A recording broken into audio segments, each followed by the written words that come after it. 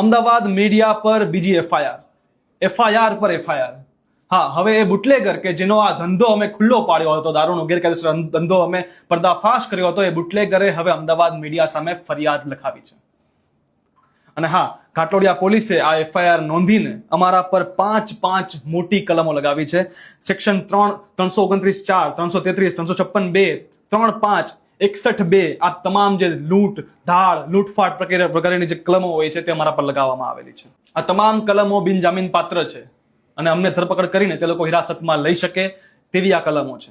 બુટલેગરનું કહેવું છે કે અમે તેમની જગ્યામાં અનધિકૃત રીતે પ્રવેશ કર્યો છે, પણ અમારા વિડીયોમાં સ્પષ્ટ રીતે દેખાય છે કે અમે બહાર ઉભેલા હતા એમના ઘરથી. અમે એમના ઘરમાં પ્રવેશ નથી કર્યો જ્યાં સુધી પોલીસ નથી આવી. અમે પોલીસની સાથે એમના ઘરમાં અંદર ગયેલા હતા, ત્યાં સુધી અમે બહાર જ ઉભેલા હતા. આનો પુરાવો એ વિડીયો પોતે છે. તમામ જે પણ ઘટના થઈ તે પોલીસની હાજરીમાં થઈ હતી.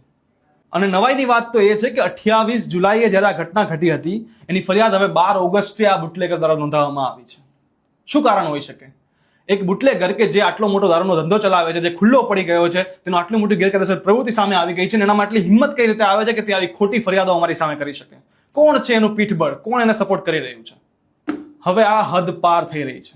અમને માનસિક રીતે પ્રતાડિત કરવામાં આવી રહ્યા છે. હવે આ પાણી માથા પરથી ઉપર જઈ રહ્યું છે. જે પણ થઈ રહ્યું છે તે ખોટું થઈ રહ્યું છે. જાણી જોઈને આ કલમો લગાવવામાં આવેલી છે અને અમને કસ્ટડીમાં લઈને અમારી સાથે કંઈ પણ થઈ શકે છે તેવી મને આશંકા છે. મારા જીવને પણ ખતરો છે તેવો હું આભાસ કરી રહ્યો છું. પણ એક વાત યાદ રાખજો કે હું બોલ્યો હતો તમારા માટે, હું બોલ્યો હતો લોકોના હિત માટે, હું બોલ્યો હતો એ દીકરીઓ માટે, એ બહેનો માટે કે જે ઘાટલોડિયા વિસ્તારમાં ચાલતા આ દારૂના અડ્ડાના કારણે બહાર નીકળતા ડરતી હતી. હું આ સત્યને ઉજાગર કરવા માટે બોલ્યો હતો. છતાં પણ જો મારી સામે આ બધું થઈ રહ્યું છે અને મને હરાવવાના તમામ કાવા દાવા થઈ રહ્યા છે, અને મને હરાવશે પણ ખરા, કારણ કે એમની પાસે સત્તા છે કે જો આટલું થઈ શકતું હોય તો હજી ઘણું થઈ શકે છે. પણ જો હું હારીશ તો એ હાર મારી નહીં હોય, એ હાર તમારી હશે, એ હાર આ લોકોની હશે, અને એ હાર સત્યની હશે. જય હિન્દ. અમદાવાદ મીડિયા પર બીજી એફઆઈઆર પર એફઆઈઆર. હા, હવે એ બુટલેગર કે જેનો આ ધંધો અમે ખુલ્લો પાડ્યો હતો, દારૂનો ગેરકાયદેસર ધંધો અમે પર્દાફાશ કર્યો હતો, એ બુટલેગરે હવે અમદાવાદ મીડિયા સામે ફરિયાદ લખાવી છે. અને હા, ઘાટલોડિયા પોલીસે આ એફઆઈઆર નોંધીને અમારા પર પાંચ મોટી કલમો લગાવી છે.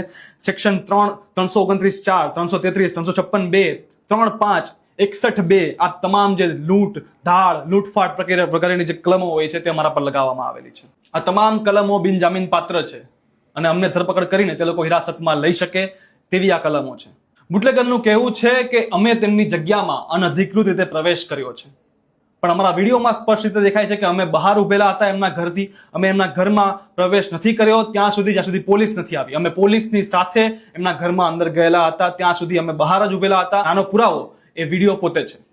તમામ જે પણ ઘટના થઈ તે પોલીસની હાજરીમાં થઈ હતી. અને નવાઈની વાત તો એ છે કે 28 જુલાઈએ જ્યારે આ ઘટના ઘટી હતી એની ફરિયાદ હવે 12 ઓગસ્ટે આ બુટલેગર દ્વારા નોંધાવવામાં આવી છે. શું કારણ હોઈ શકે? એક બુટલેગર કે જે આટલો મોટો દારૂનો ધંધો ચલાવે છે, જે ખુલ્લો પડી ગયો છે, તેનો આટલી મોટી ગેરકાયદેસર પ્રવૃત્તિ સામે આવી ગઈ છે, અને એનામાં આટલી હિંમત કઈ રીતે આવે છે કે તે આવી ખોટી ફરિયાદો અમારી સામે કરી શકે? કોણ છે એનું પીઠબળ? કોણ એને સપોર્ટ કરી રહ્યું છે? હવે આ હદ પાર થઈ રહી છે.